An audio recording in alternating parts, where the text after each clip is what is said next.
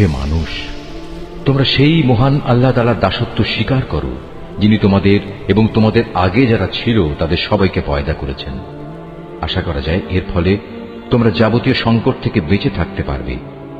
তিনি সে মহান সত্তা, যিনি জমিনকে তোমাদের জন্য শয্যা বানালেন, আসমানকে বানালেন ছাদ এবং আসমান থেকে পানি পাঠালেন।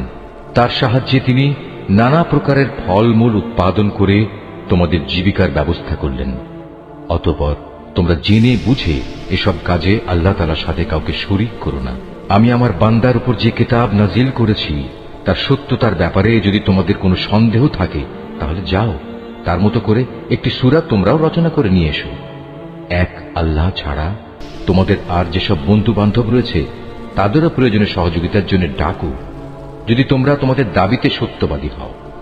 কিন্তু তোমরা যদি তা না করতে পারো, এবং আমি জানি তোমরা তা কখনোই করতে পারবে না, তাহলে তোমরা দোজখের সেই কঠিন আগুনকে ভয় করো, যার ইন্ধন হবে মানুষ ও পাথর।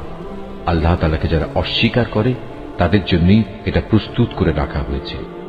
অতঃপর যারা এই কিতাবের উপর ঈমান এনেছে এবং ভালো কাজ করেছে তাদের তুমি হে নবী সুসংবাদ দাও এমন এক জান্নাতের, যার নিচ দিয়ে ঝর্ণা প্রবাহিত হতে থাকবে। যখনই তাদের এই জান্নাতের কোন একটি ফল দেয়া হবে, তখনই তারা বলবে, এ ধরনের ফল তো ইতিপূর্বেও আমাদের দেওয়া হয়েছিল।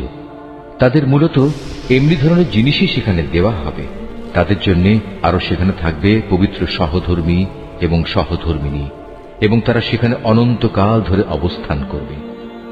সত্য প্রমাণের জন্য আল্লাহ তাআলা মশা কিংবা তার চাইতে উপরে যা কিছু আছে তার উদাহরণ দিতেও লজ্জাবোধ করেন না। যারা আল্লাহর বাণীতে বিশ্বাস স্থাপন করে তারা জানে এ সত্য আল্লাহর কাছ থেকেই এসেছে।